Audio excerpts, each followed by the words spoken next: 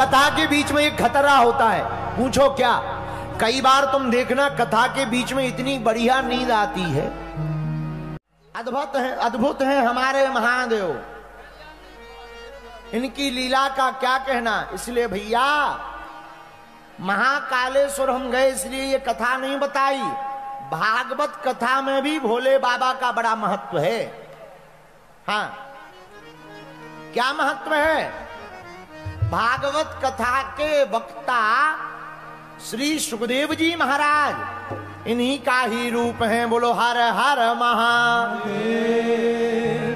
जब वेद व्यास जी ने भगवान शंकर की तपस्या की तो भगवान शंकर ने वरदान देते हुए कहा, जाओ हम तुम्हारे घर पर संतति रूप में आवेंगे और श्रीमद् भागवत महापुराण का प्रचार करेंगे। कल जब श्रीमद् भागवत महापुराण की कल की कथा में रचना हो गई तो श्री व्यास जी के मन में विचार आया, अब इसका प्रचार कौन करेगा।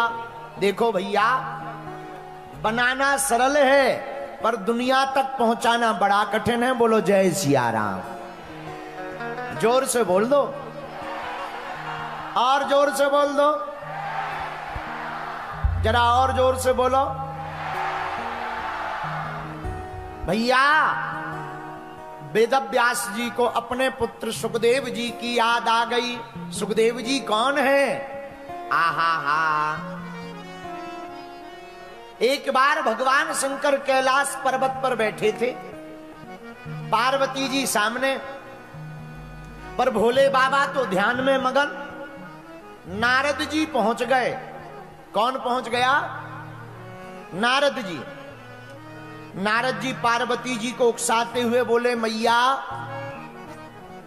आप तो भोले बाबा को बहुत मानती हो, भोले बाबा भी आपको मानते हैं, पर तुम्हें भोले बाबा के सभी राजों का, रहस्यों का पता नहीं होगा।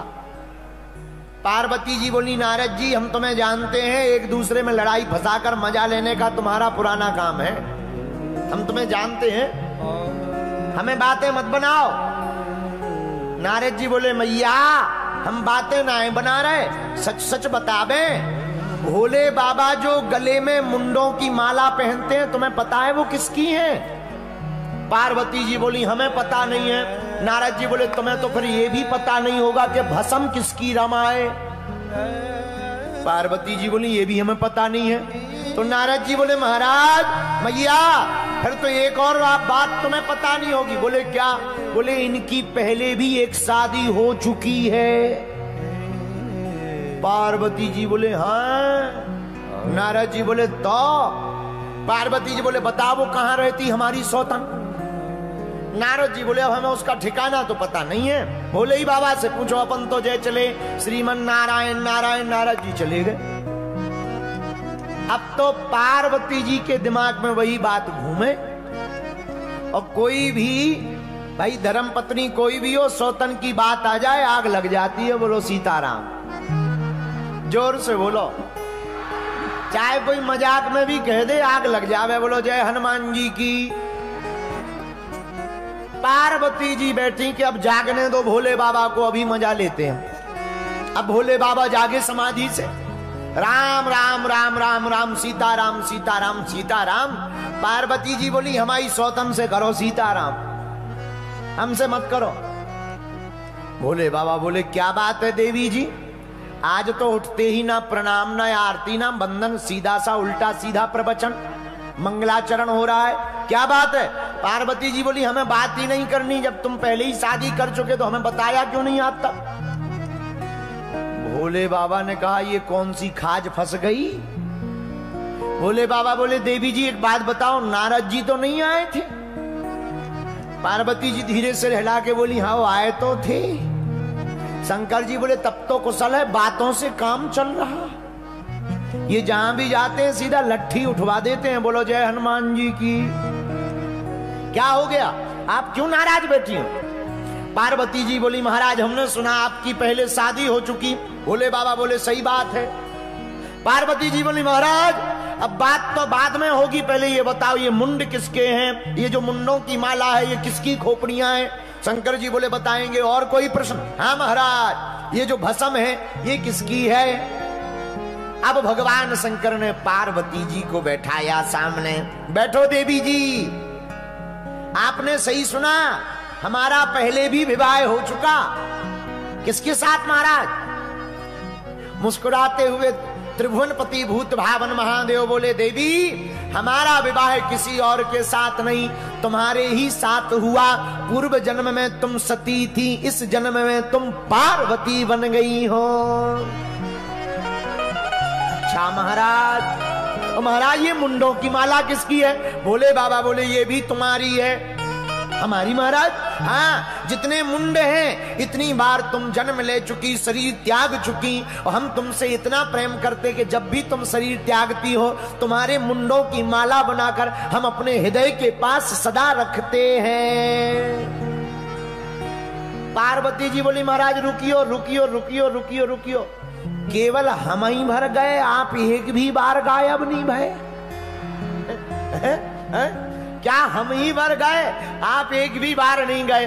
बोले बाबा बोले देवी जी, हमने अमर कथा को सुन रखा है, और जो अमर कथा को सुन लेता है वो फिर अमर हो जाता, मरता नहीं है। पार्वती जी बोली महाराज वो जो भी कथा जड़ी बूटी हो हमें और खिवाए दो, कौन लफड़ों में पड़े बार बार, कम से कम अगली बार ये शक तो पैदा नहीं होगा। बोलो जय बजरंगबली। अच्छा, पर तीसरी बात नहीं बताई महाराज, ये भस्म किसकी है? बोले बाबा बोले दो लोगों की। कौन कौन की? एक बोले जब तुम शरीर त्यागती हो तो हम तुमसे इतना प्रेम करते कि तुम्हारी देह जब भस्मीभूत हो जाती तब उसी भस्म में हम लौटने लगते हैं। और दूसरा, राम भक्तों की भस्म हम अपने तन पर लगाते हैं। अच्छा महाराज, बाबा अब बातें मत बनाओ, हम इतने बार चले गए, आप एक भी बार नहीं गए, वो बूटी हमें भी खवाओ। बोले बाबा बोले वो खवाई नहीं जाती, सुनाई जाती है, पिलाई जाती है। महाराज पिलाओ, अभी बर्तन ला रहे हम। नहीं नहीं नहीं नहीं, बर्तन से नहीं पिलाई जाती, फिर कानों से पीना पड़ता है। अच्छा महाराज, कानों से कौन सी बूटी?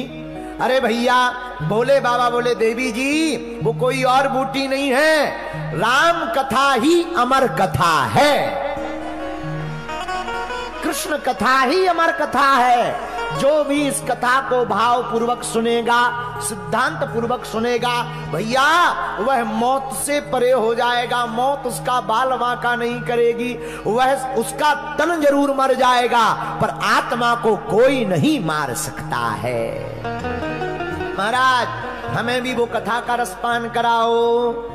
भोले बाबा ने डमरू बजाई, जितने भी पशु पक्षी थे सब कैलाश पर्वत के भाग गए, लेकिन एक छोटा सा तोता उसी बरगद के पेड़ के ऊपर रह गया, वो भाग नहीं पाया, छोटा था।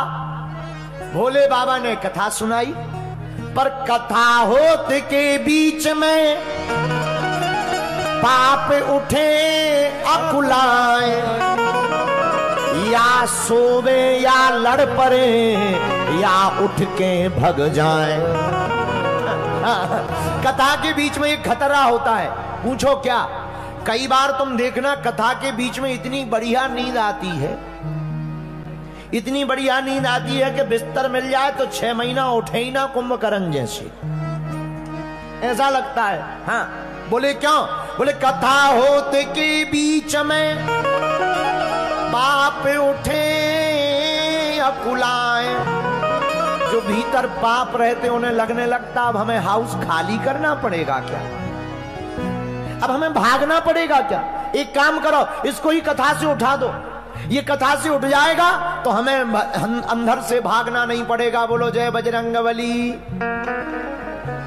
इसलिए तुम देखना कथा में जितनी दुनिया की बातें याद आती कहीं नहीं आती।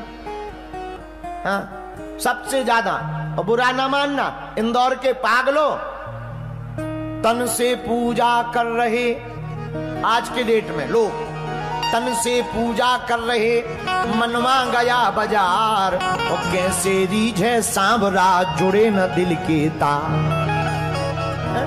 ज्यादातर लोग आजकल तन से पूजा कर रहे और मन तो मार्केट में इंदौर के घूम रहा, चाट पकौड़ी खा रहा। इंदौर का पोहा प्रसिद्ध है, बढ़िया खा रहा है। और फिर कहते गुरुजी कृपा नहीं होती, ठटरी के बरे नक कटा है। भाई तन से पूजा करोगे तो कहां से कृपा हो जाएगी? बोलो जय बजरंग बली की। उपाय क्या है? मन से पूजा करनी चाहिए। अरे राम राम सब कोई भजे, पर दशरथ कहे न कोई। और जो एक बार दशरथ कहे कोटि यज्ञ फल हो। अच्छा ये दशरथ क्या है? दशरथ, दशरथ, ये दशरथ क्या है?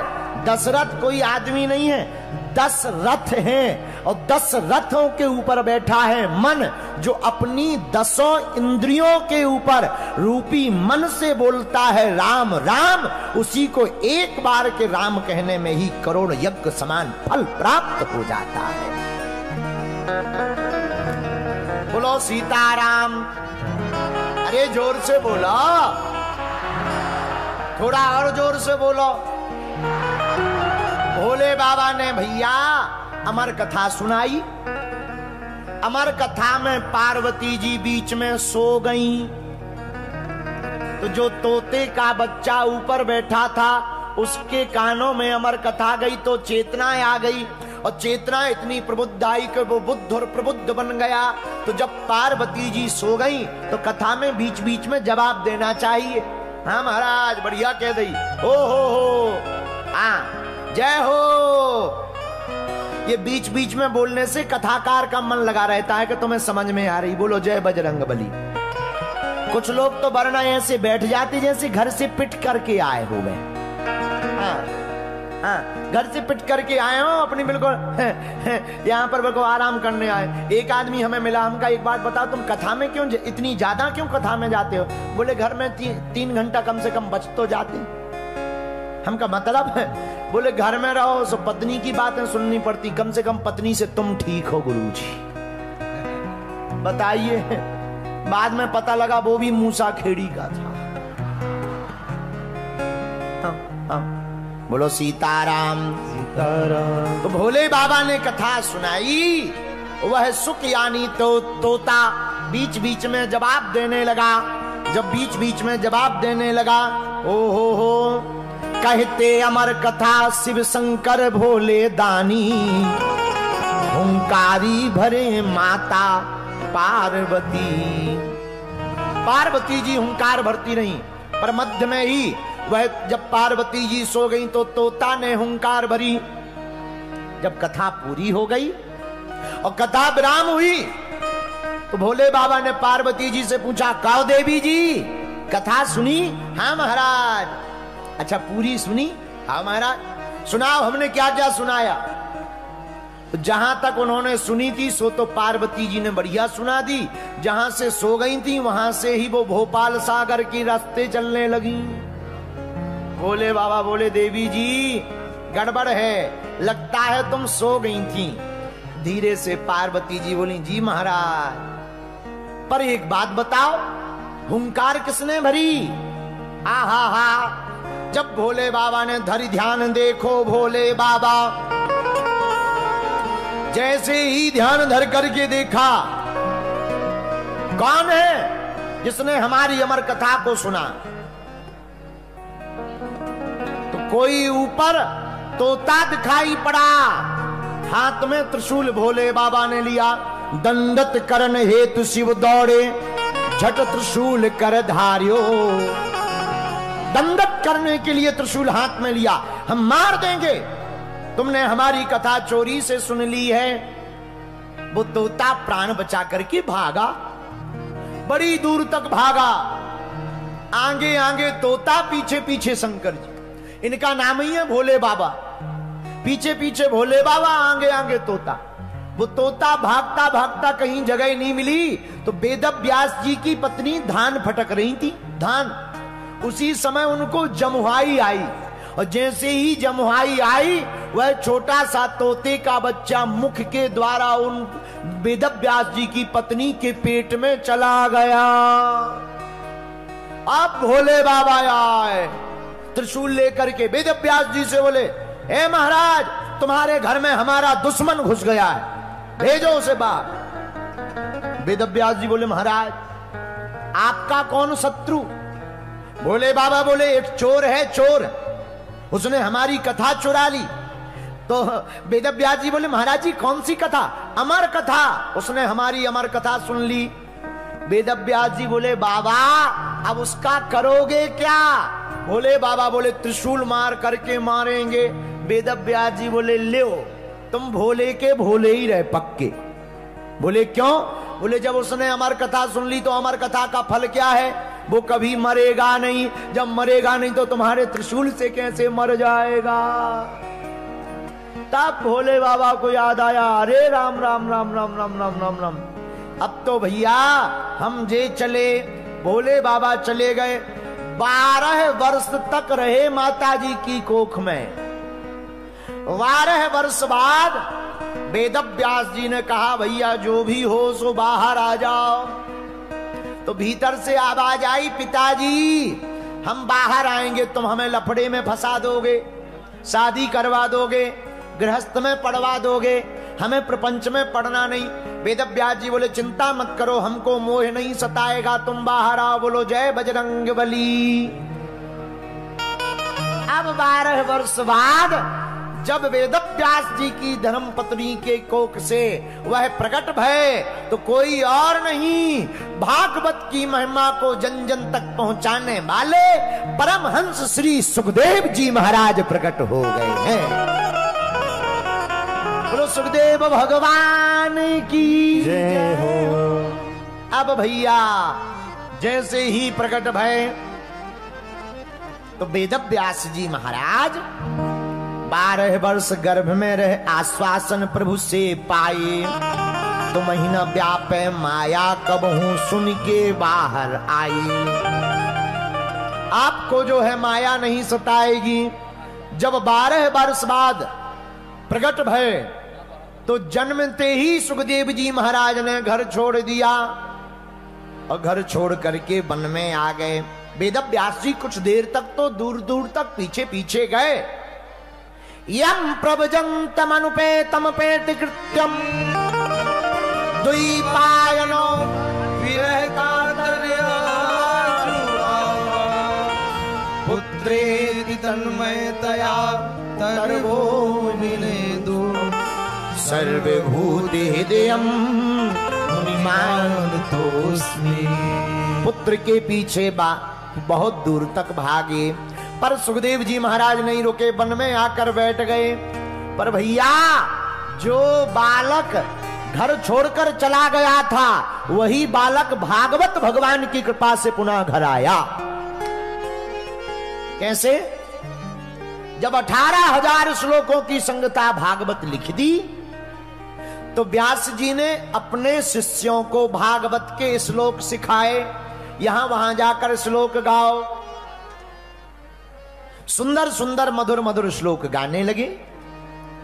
जहां सुखदेव जी ध्यान कर रहे थे, तो एक शिष्य ने, वेदव्यास जी के शिष्य ने श्लोक गाया, भगवान की सौंदर्य रूप के बारे में गाया।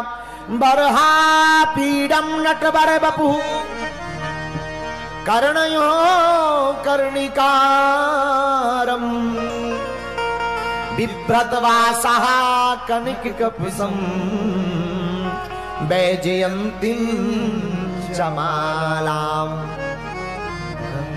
रंध्रान वेणोरधर सुधया पूरयन् गोप वृंदे वृंदारण्यम स्वपद रमणम प्राविशद गीत। आहा, मधुर मधुर श्लोकों का गान श्री सुखदेव जी के सन्मुख वेदव्यास जी के शिष्य ने गाया। क्या कहा? बोले बरहा पीडम नट बर बपू। कोई इतना सुंदर है? कितना सुंदर!